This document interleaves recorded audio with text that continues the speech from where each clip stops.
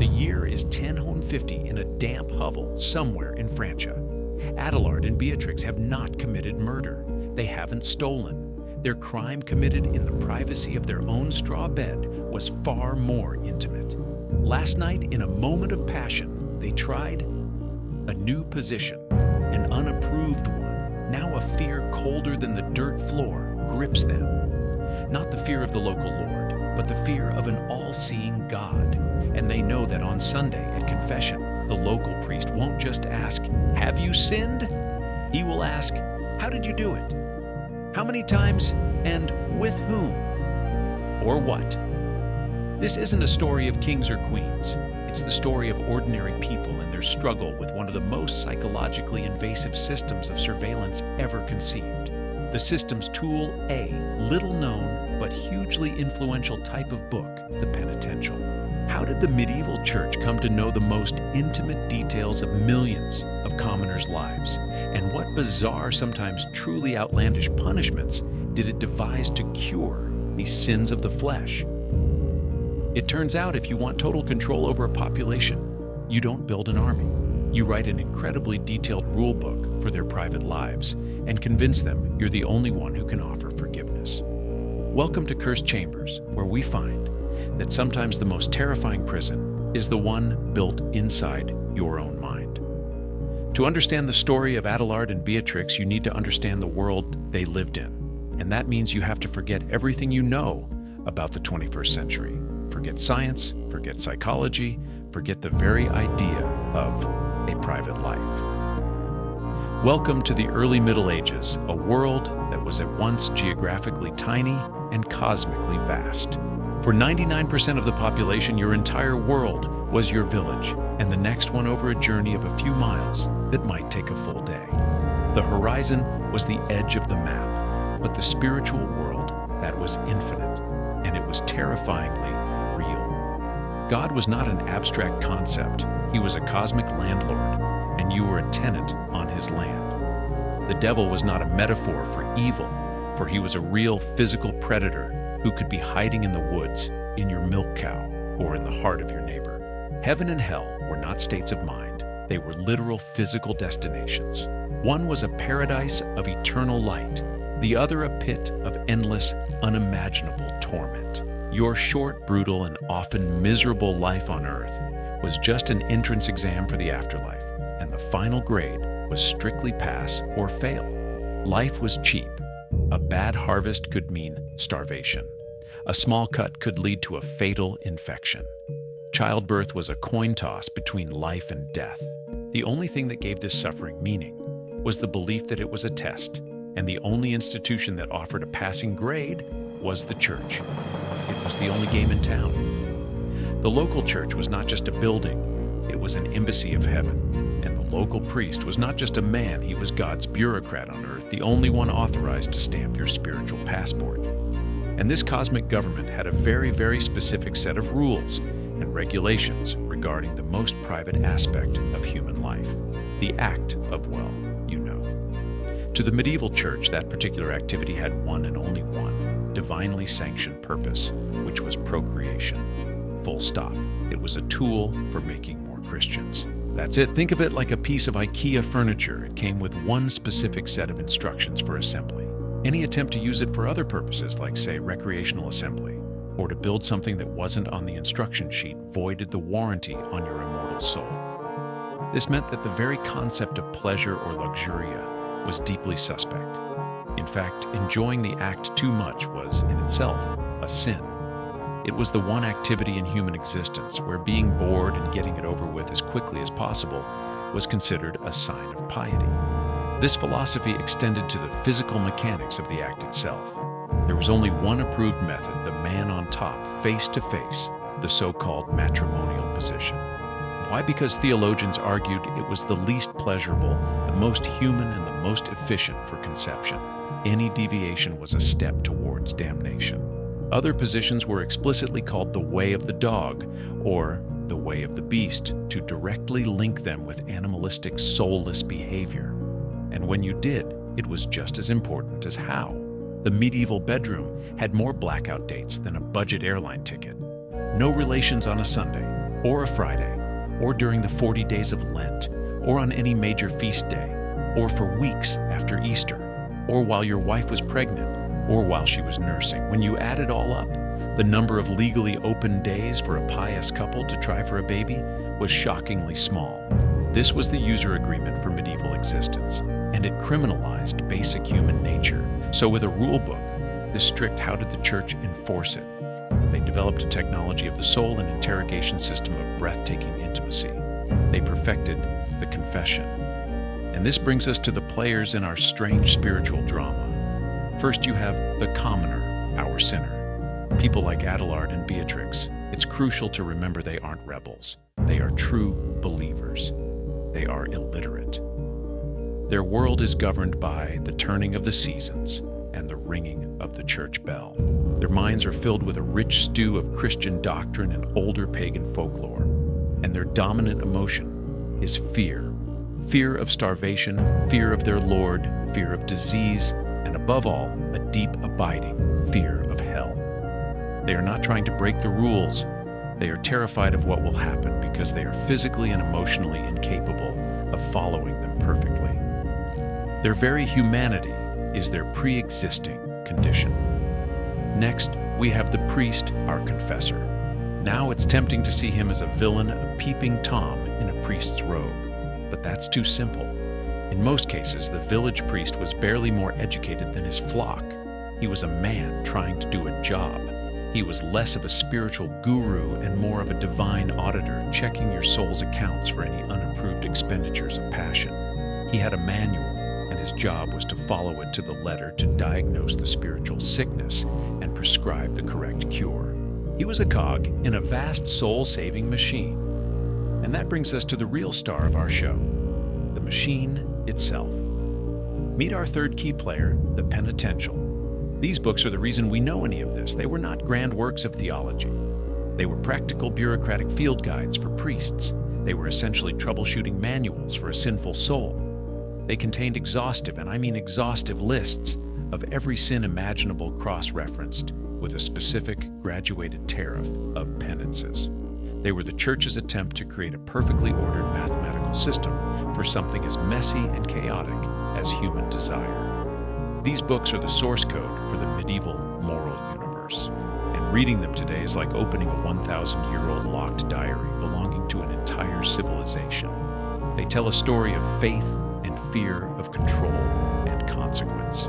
And this book, this strange obsessive manual of sin, would become our single greatest and most bizarre window into the medieval bedroom, revealing a world of practices and punishments that defy belief. So how did this great spiritual machine actually operate? To understand, let's follow our poor sinner Adalard into his weekly appointment with divine bureaucracy. He doesn't step into a quiet private confessional box, as that was a much later invention, a concession to a sense of privacy that barely existed yet. No, he kneels on the cold stone floor of the village church, often within earshot of his neighbors, face to face with his priest. This practice of private, repeatable confession was itself an innovation, popularized by Irish monks who realized that the old system of dramatic, one-time public confession for major sins was insufficient. The Irish model understood a fundamental truth: human beings are repeat offenders. Their system was designed for chronic sinfulness, which is to say it was designed for humans. And so Adalard kneels. The priest, after hearing the initial mumbled confession, perhaps something like, "Father, I have, well, I've been inventive with my wife," would open his penitential. You must imagine this book not as a source of divine inspiration, but as a clinical, technical manual, a diagnostic tool. And the interrogation process, meant to cleanse the soul, would begin. It would often have the impersonal and probing tone of a government audit. All right, Adalard, let us proceed. We will begin with Section 4, Prohibited Postures and Forms.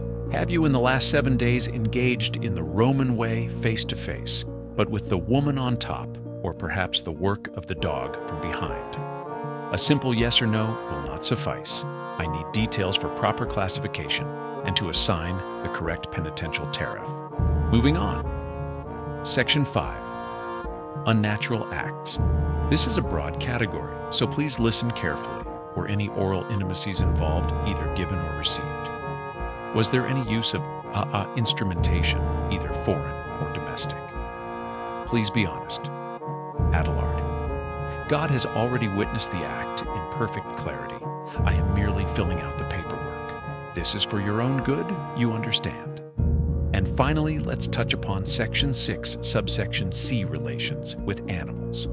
Again, I am not implying you have done this, but the book requires me to ask, as it is a grievous sin. Please list the species and frequency should this be applicable, so we can move forward.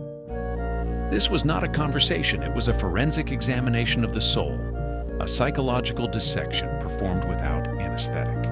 The priest held all the cards, he was the gatekeeper, the physician, and the judge, all rolled into one.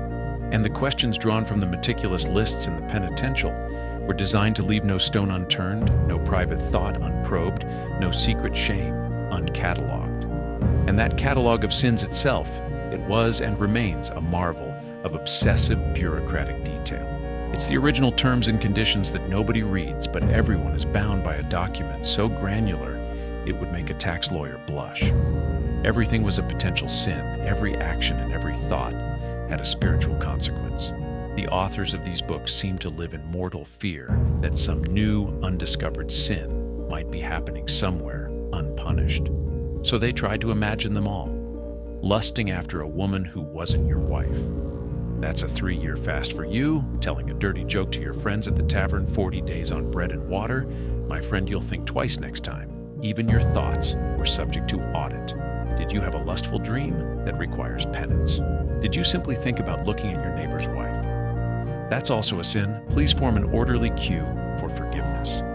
The books cover everything. There are sections on magic detailing the grave sin of using folk remedies or love potions.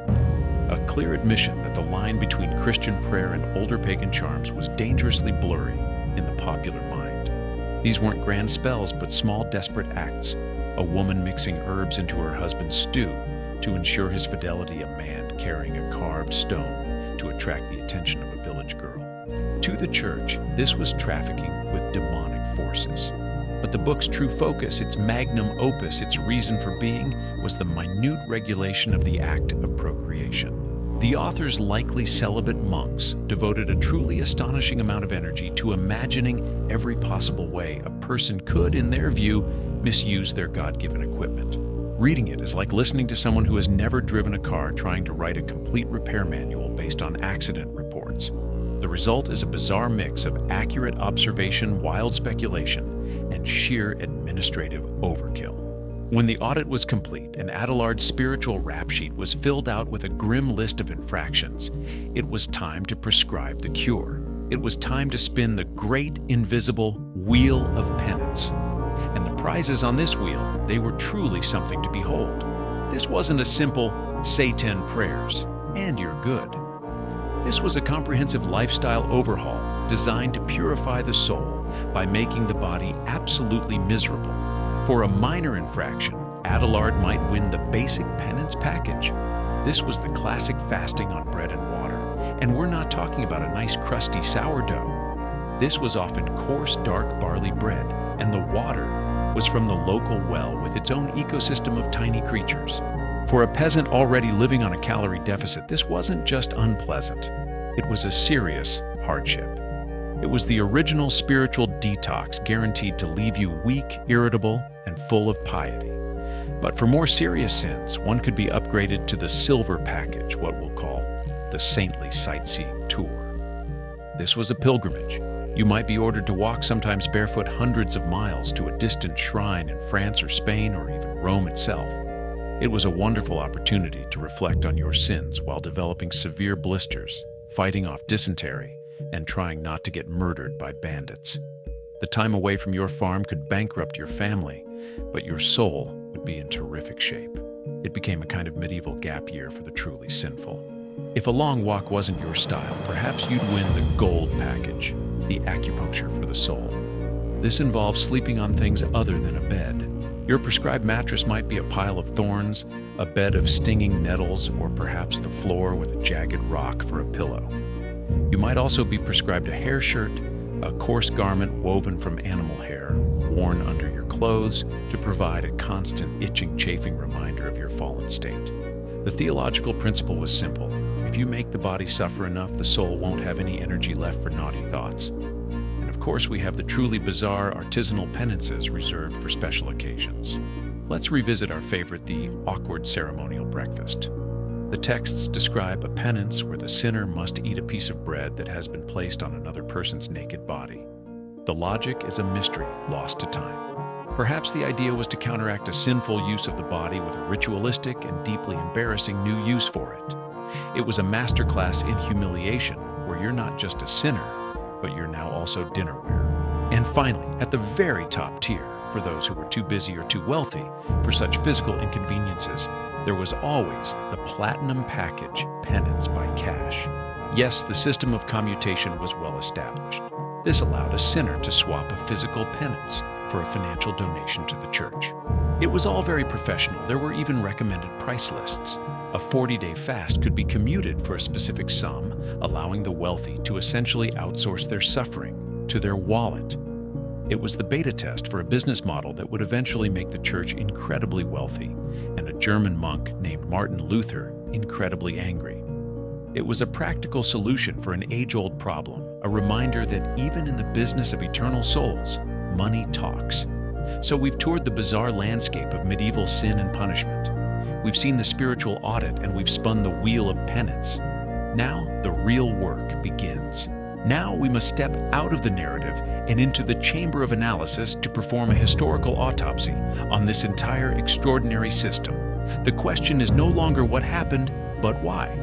Was this truly a divine framework for salvation, a compassionate system designed to guide lost souls back to the light?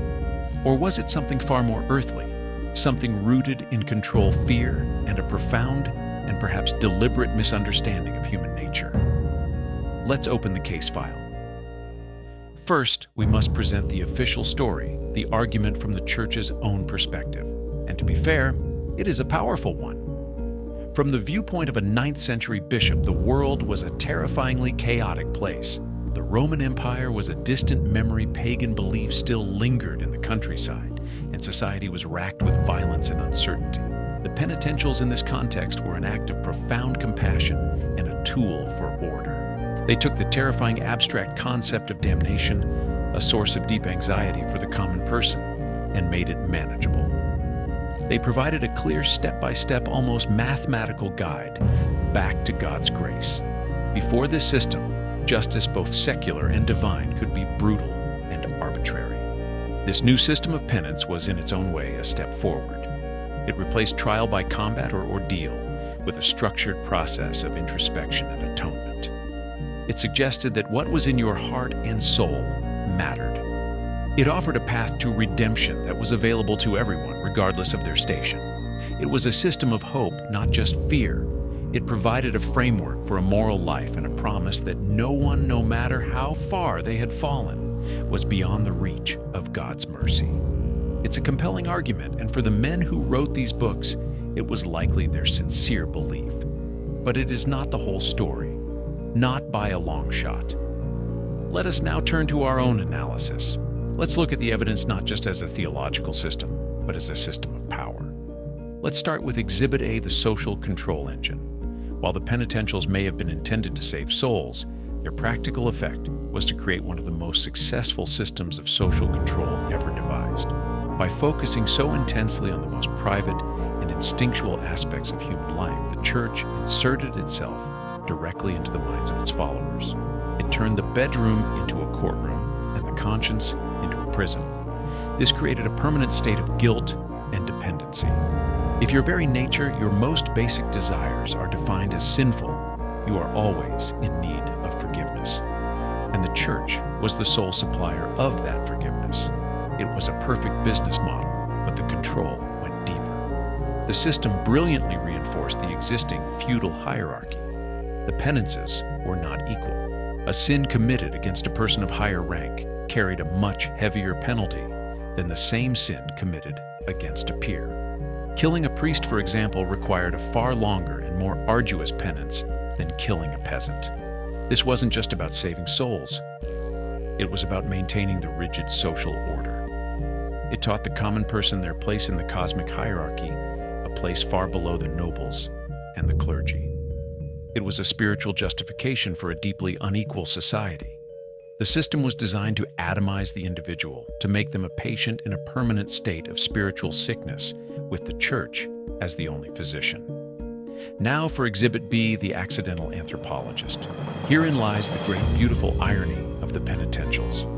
These books, designed with the express purpose of identifying and suppressing human behavior, have accidentally become our single, most valuable window into what medieval commoners were actually doing. The people at the bottom of society left almost no written records of their own. We do not have the diaries of peasant women or the letters of farmers. What we have are these books, an obsessive catalog of their confessions. The sheer exhaustive detail is the giveaway. The authors didn't just invent these sins in a monastic cell. The fact that there are dozens of entries detailing punishments for various forms of non-procreative fun isn't proof that the monks were perverts. It's proof that the peasants were creative. The fact that the books list specific folk remedies for contraception or detailed curses to be used against a rival in love is our best evidence for the persistence of pre-Christian magic. We know these things happened precisely because the church was so desperate to stop them. These texts are accidental anthropology. They are a raw, unfiltered look into the anxieties, beliefs, and yes, the private lives of a people who would otherwise be silent. In its attempt to police the medieval mind, the church inadvertently preserved it for us to study a millennium later. Finally, Exhibit C, the spiritual Streisand effect. This is perhaps the most fascinating and counterintuitive consequence of the whole system. In its attempt to create a universal standardized understanding of sin, the church may have accidentally created a universal standardized menu of sinning. Imagine you are a young peasant Adalard, and you go to confession. You confess to a simple sin of lust. But then the priest, working from his checklist, begins to ask you about things you have never even considered. Have you performed the act of the serpent's embrace? Have you spilled your seed upon the earth to grow a mandrake? Have you shared your wife with another man in a time of famine to ensure a better harvest? The priest is trying to root out hidden sin, but what he is also doing is introducing new ideas. He is handing you a catalog of possibilities. It's a spiritual version of the Streisand effect, the modern phenomenon where an attempt to suppress information only serves to make it more widely known. The very tool designed to build a wall around temptation was also drawing a detailed map of everything that lay on the other side. The confessional, meant to be a place where sin went to die, could also function as a bizarre node of transmission, spreading the knowledge of forbidden acts from village to village, one hushed question at a time. So we arrive at the heart of the cursed chamber. It was never a physical place. It wasn't a dungeon or a torture room. The cursed chamber was the internal landscape of the medieval commoner. It was a mind turned into a prison where the bars were made of fear, the walls were made of faith, and the guard was an internalized all-seeing God whose chief warden was the local priest. The true tragedy and the source of the system's power was its sincerity. The common people truly believed in the reality of hell. The priests truly believed they were saving souls. It was this shared belief that gave the system its crushing weight. The curse was not a demonic force from the outside. It was a psychological mechanism that the society willingly, desperately built for itself to make sense of a chaotic world. The people were not just prisoners, they were their own jailers, and the Penitential was the blueprint they used to build the cells. So after our journey through the meticulous, bizarre, and often terrifying world of the medieval penitentials, what is our final verdict? Where does this leave us in the grand cursed chamber of history? The conclusion is as complex as the system itself. The penitentials were not born from a single evil desire for control. They were born from a sincere and perhaps desperate attempt to make sense of the human condition in a world defined by a belief in absolute divine judgment. They were a user manual for the human soul, written by engineers who were both fascinated and terrified by the machine they were trying to describe. The stated intent was mercy, to provide a clear path back from the brink of damnation.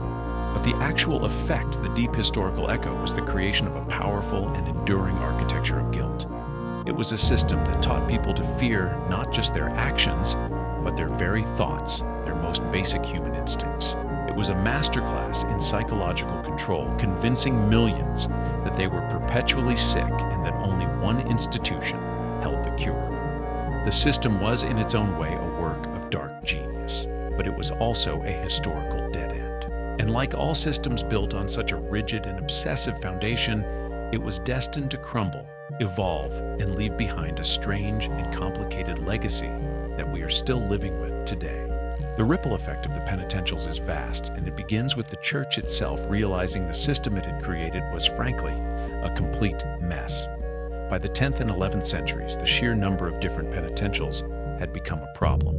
A sin that earned you a 3-year penance in an Irish monastery might only warrant 40 days of fasting, according to a Frankish book. The system lacked standardization. It was a logistical nightmare for a church that was increasingly trying to centralize its power in Rome. It was as if every local franchise was using a different contradictory employee handbook. The corporate headquarters, the papacy, knew that for its authority to be absolute, the rules had to be the same for everyone. This led to the rise of a new way of thinking known as scholasticism. Theologians like Peter Abelard and most famously Thomas Aquinas were not mere catalogers of sin like the earlier monks. They were system builders. They were interested in the philosophy behind the sin. They began to argue that the physical act itself was less important than the intent of the sinner. Did you know it was a sin when you did it? Did you do it with full consent of your will? This was a revolutionary shift. It moved the focus of judgment from a simple external tariff system. You did X, so you get penance. Y, to a complex internal examination of conscience. The soul was no longer a simple account book to be audited. It was a complex landscape to be explored. This new thinking culminated in one of the most important events in church history, the Fourth Lateran Council of 1215.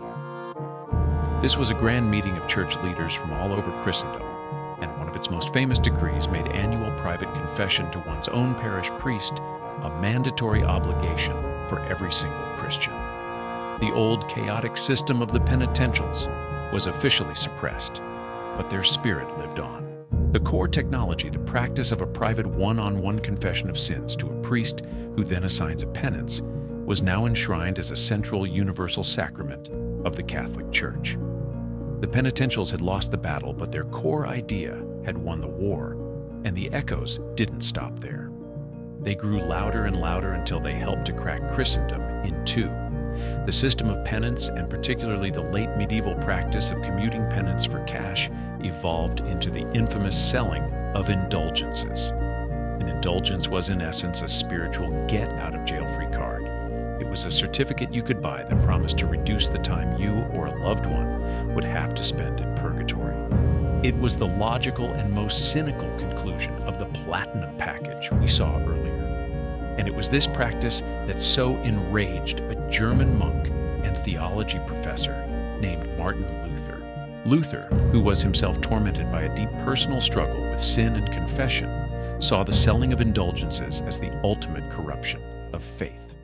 In 1517, he nailed his 95 Theses to a church door, a direct challenge to this system of spiritual accounting. That act is what we now mark as the beginning of the Protestant Reformation, the single greatest schism in the history of the Western Church. It is not an exaggeration to say that the strange, obsessive little books of penance from the early Middle Ages created the theological anxieties that centuries later would tear Europe apart.